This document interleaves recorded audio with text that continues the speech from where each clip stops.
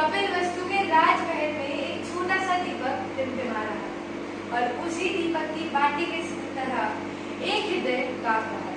यशोधरा। राजकुमार सिद्धार्थ अभी अभी महल से निकले थे। वे घर छोड़ चुके थे, पर पीछे रह जाती है एक करुणा से भरी स्त्री जिसकी आंखें प्रश्नों और आंसुओं से भरी हुई थी। यशोधरा धीरे से पालने की तरफ पहुंचती है। उसमें छोटा सा राहुल छोटी सी मुस्कान के साथ मासूम सी नींद में था, मानो अपने पिता की बाहों में सपने देख रहा हो। यशोधरा की आंखें छलक उठी। उसने धीरे से कहा, पुत्र, तुम्हारे पिता चले गए हैं, लेकिन ना तुम्हें जगाकर ना मुझे बताकर, बस चुपचाप ही चले गए।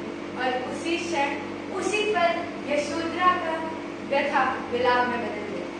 यशोधरा ने कहा, सखी वे मुझसे कहकर जाते, सखी वे मुझसे कहकर जाते, कहे तो क्या मुझको अपनी पतिव्रता ही पाते। मुझको बहुत उन्होंने माना, फिर भी क्या पूरा पहचाना। मैंने मुख्य उन्हीं को माना जो वे मन में लाते। सखी वे मुझसे कहकर जाते। सखी उठती है, यशोधरा के पास पहुंचती है, उसका हाथ थामती है और कहती है, यशोधरा, सिद्धार्थ सिर्फ अब तुम्हारे ही नहीं बल्कि समस्त संसार के मार्गदर्शक बन गए हैं। वे अब अपने करुणा के सागर से इस संसार को आलोकित करेंगे और ये तुम्हारी ये व्यथा, तुम्हारी ये पीड़ा, यही उनके करुणा के सागर की जड़ बनेगी। यशोधरा की आंखें छलक उठी। यशोधरा की आंखें छलक उठी। उसने अपने सौते हुए पुत्र को देखा और दीपक की बात की ओर देखकर कुछ बोला।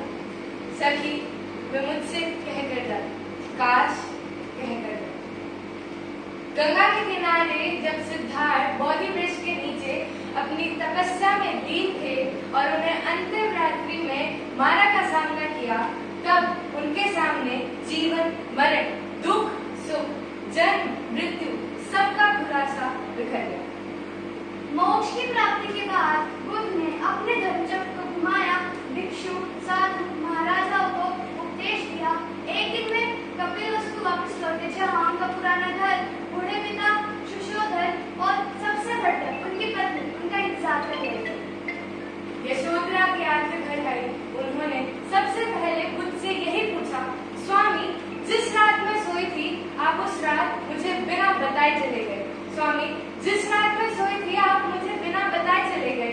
मुझे लगा कि आप लौटेंगे, पर लौटे तो भी किस रूप में? ना पति, ना पिता, ना बेटे, ना भाई, केवल एक सन्यासी। क्या मेरे जीवन का कोई मोल नहीं था आपके उस निर्णय पर? यशोधरा, मैं व्यक्तिगत संबंधों की वजह से नहीं मारा था। मुझे इस दुनिया के दुखों का निवारण करना था, मैं इसलिए चला गया था। तुम्हें छोड़ना मेरे लिए सबसे कठिन था, लेकिन अगर ना जाता तो सच तक कैसे पहुंच पाता।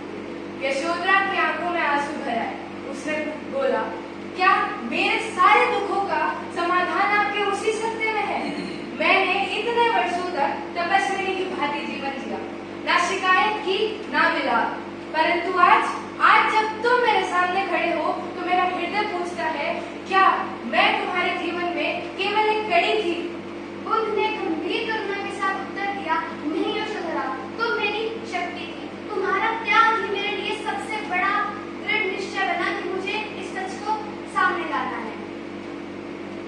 यशोधरा ने दूर खड़े राहुल को देखा, जो इस दृश्य को मौन खड़ा देख रहा था।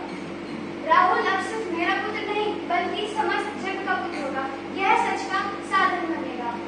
और इसी के साथ कपिलवस्तु के आंगन में एक गहरी शांति छा गई। ये मिलाप ना पति पत्नी का था, ना पिता पुत्र का। ये मिलाप था तो साधक और साधना का। यशोधरा के मौन व्रत में और बुद्ध के करुणा के सागर ने, दोनों ने मिलकर मानवता को एक अमर प्रेरणा दी। धन्यवाद।